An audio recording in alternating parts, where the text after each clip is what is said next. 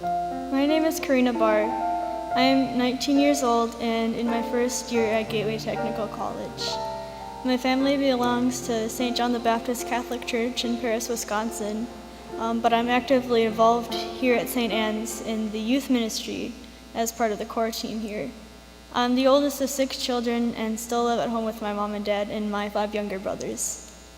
Rich asked me to share a little bit about my family's prayer life. So, at bedtime, we usually try to say prayers at night.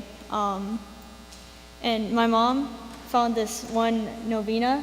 I don't know if you've heard of it. It's called St. Bridget's Novena. It's 12 years long. And it's a little long too, itself. And I'm the one who, my mom wants me to lead the prayer at home. But sometimes I procrastinate at night, I want to take a shower before I say prayers. And then I take a shower, and then everybody's exhausted, and they're like, we don't want to do St. Bridget's Novena, it's so long. That happens a lot. And I talked to a priest about this, and he said that the devil likes to go after the leaders, like leaders in prayer, or even Jesus. He went after Jesus. And that, he strikes the shepherd so that the sheep will be scattered. And he said that if they're too tired, we can just do a quick prayer at night, because the devil wants them to not pray at all. So if they're too tired, we can do just the sign of the cross or the words Veni Sancte Spiritus in itself. But I'm going to try to do prayers before I take a shower at night so that we can do the St. Bridget's Novena together. Also, during night before the St. Bridget's Novena, we all give personal intentions to pray for with the family. But because the novena was so long, we would often be like, let's just skip the intentions. Let's just get the novena over with and just go to bed. But my mom noticed that my youngest brothers, especially, were starting to not really participate in nightly prayer and didn't really know what prayer was about. We were just saying words. So we started to reintroduce praying intentions, our daily intentions after we finished the St. Bridget's Novena. Another thing that our family's done a lot, my dad, he's a truck driver, so he's not usually home at nighttime when we say prayers. So what we do is we call him on the phone, and he puts us on his radio, and we can say prayers with him that way. And I would say, like all families, our family definitely is not perfect. Especially during long prayers, like the St. Bridget's Novena or a rosary or something.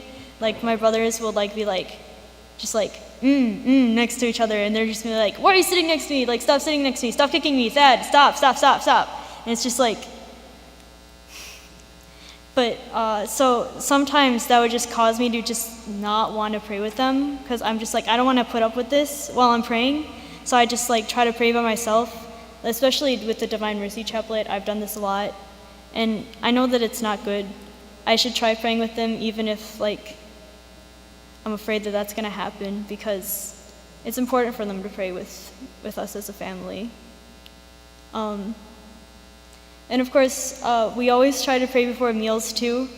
I remember when I first started going to school, I'd have a hard time remembering to pray before lunch because my family wasn't there to remind me.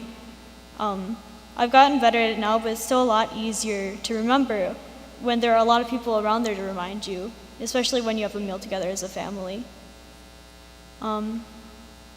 I pray that you will find encouragement from my family, and we're not perfect, no one is, but please continue to make time to pray together as a family.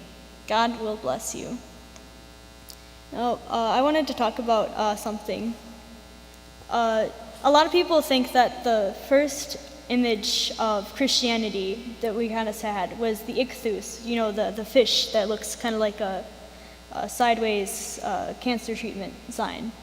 But it was actually the anchor. What they did is when a martyr died, they would place the image of an anchor or on their tombstone to show how they were anchored in God and how they were an anchor of faith for other people as well.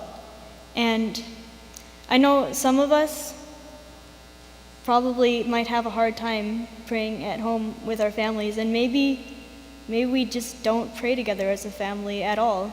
And I want to invite you guys to all just be an anchor in your own family for prayer, to sort of just like be there and be, hey, how about we pray one decade of the rosary, or let's just all get together and pray our intentions for the day. What are we all asking of God? What are we all thankful to God for?